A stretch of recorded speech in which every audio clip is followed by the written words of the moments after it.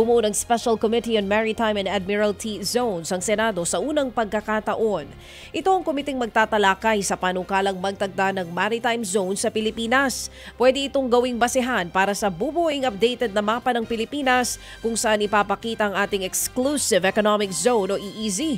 Alinsunod yan sa United Nations Convention on the Law of the Sea o UNCLOS at 2016 arbitral ruling.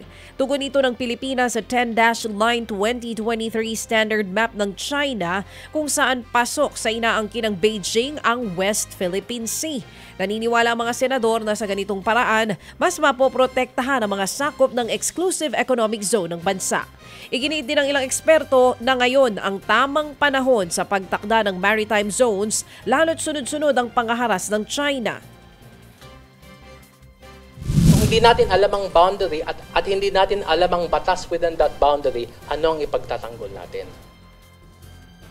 Yan po ang tinig ni Attorney Neil Silva ng UP Institute for Maritime Affairs and Law of the Sea. Binabalak namang dagdagan ang mga base militar sa Pilipinas kung saan bibigyan ng access ang Amerika sa ilalim po yan ng Enhanced Defense Cooperation Agreement o EDCA. Yan nga ang natalakay sa pulong ng Amerika at Pilipinas. 9 na EDCA sites ang naunang napagkasunduan ng dalawang bansa. Pero sa harap ng patuloy na sa harap nito, irerekomenda ng dalawang panig na dagdagan pa ang mga base. Ted Filon at DJ Chacha ngayon nasa Radyo 5 92.3 News FM Monday to Friday 6 to 10 a.m.